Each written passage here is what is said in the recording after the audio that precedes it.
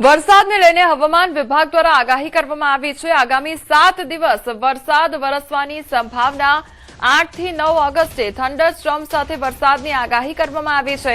અત્યાર સુધી રાજ્યમાં 730 મિલીમીટર વરસાદ વરસ્યો છે।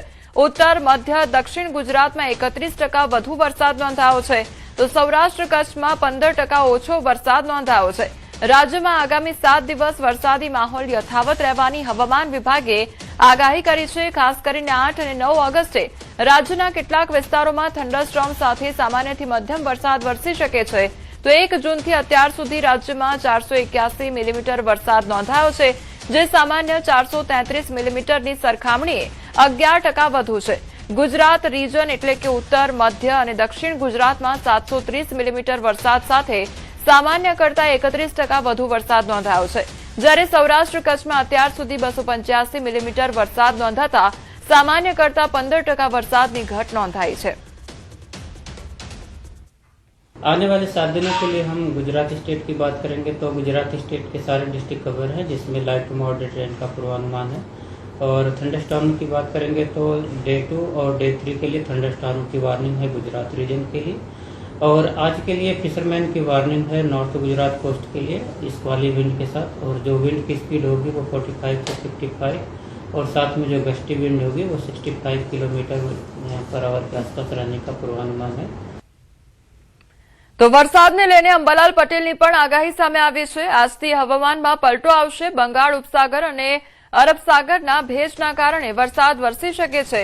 સાયક્લોનિક સર્ક્યુલેશનના કારણે વરસાદની સંભાવના છે। ઉત્તર ગુજરાતમાં વરસાદ વરસી શકે, તો 8 અને 9 ઓગસ્ટના વરસાદની આગાહી કરવામાં આવી છે। સાબરકાંઠા, બનાસકાંઠા, અરવલ્લીમાં પણ વરસાદ વરસી શકે છે। કોઈ ભાગમાં 3 ઇંચથી વધુ વરસાદ વરસી શકે, તો મધ્ય ગુજરાત અને દક્ષિણ ગુજરાતમાં વરસાદની આગાહી કરવામાં આવી છે। સમુદ્ર કિનારાના વિસ્તારમાં વધુ વરસાદ વરસી શકે। 14 ઓગસ્ટે કેટલાક ભાગમાં ઝાપટા પણ પડી શકે છે।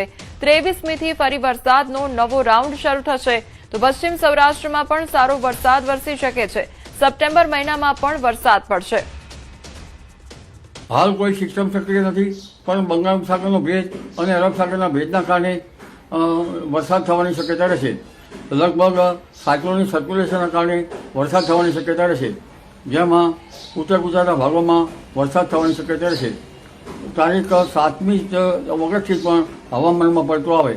તારીખ 8-9 ઓગસ્ટમાં લગભગ ઉત્તર ગુજરાતના ભાગો, સાબરકાંઠાના ભાગો, બનાસકાંઠાના ભાગો અને અરવલ્લીના ભાગોમાં વરસાદ થવાની શક્યતા રહે। કોઈ ભાગમાં 3 ઇંચ કે તેથી વધુ વરસાદ થવાની શક્યતા રહે।